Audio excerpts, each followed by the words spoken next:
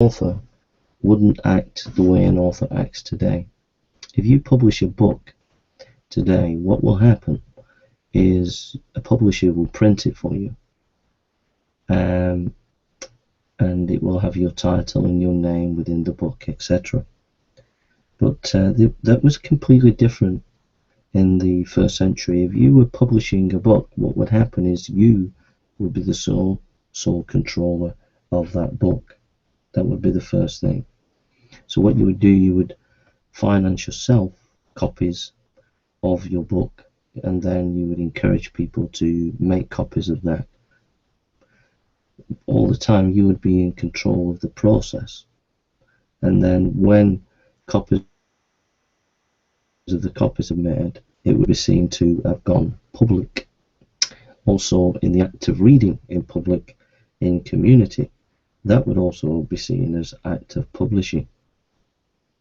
On top of this, you could have individuals copy the work, which you would donate a copy to one of the major libraries, and people could copy your book freely. There was also people who were wealthy who would take on the financing of the copying of your book. So that was the kind of culture in the first century, in the first century. But here's some more important information. When a book was published, there would be right at the bottom there would be a information about the title, but also there would be a piece of paper attached to the scroll in order to identify who the author was. These two pieces of information would often be lost through wear and tear.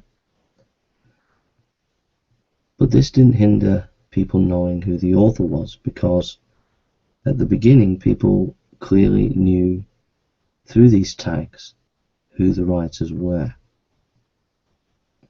So that's why we don't have original manuscripts with, or the earliest manuscripts with the actual insignia of the title and the names of the authors, because these tags that were put on as markers within the documents would have been lost.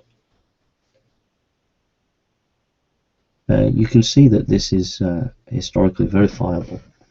In the time of Pompeii, when the eruption happened, there were certain towns that were covered with ash, and we've uncovered from one particular town a whole library of books that came from the first century, and we found that they have these tags on of the authors, etc.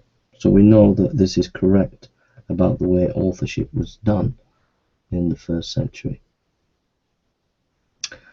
What does this all mean? What this means is that we know for sure that Matthew, Mark, Luke and John wrote those books. We know for sure because of the way publishing was conducted in those times.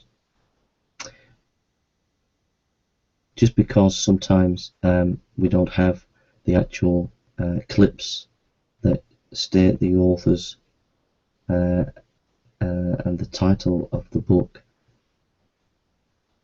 absolutely does not negate the fact that that would have been the case, and that a book would have been produced and moved forward in antiquity and seen and being absolutely clear who the author was because of the way they published their works.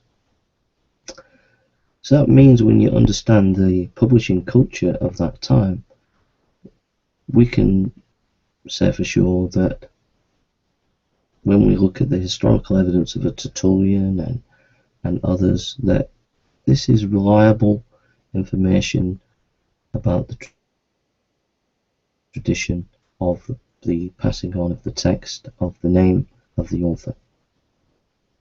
It might seem complex to you what I've said, But believe you me, what I'm telling you is brilliant scholarship that you can get from if you type in libraries of Pompeii and look at the scholars that have researched papyri and how publishing was conducted in the 1st century, and we can find a whole stack of information from how literary works were preserved in the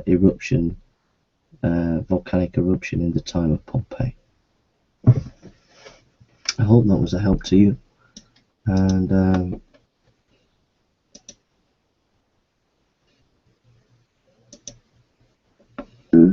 sorry.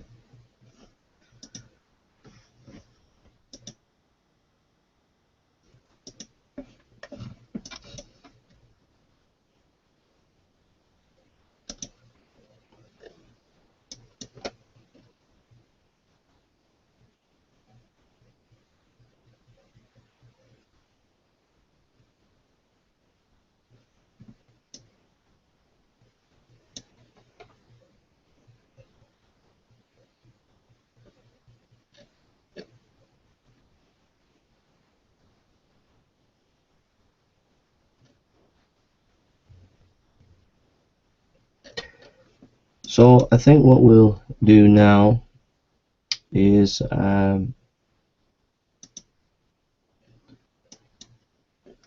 just think about the genre of the text. What kind of literary text are the Gospels?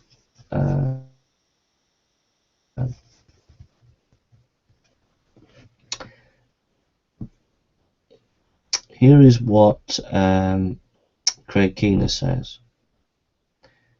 in his writing. He says,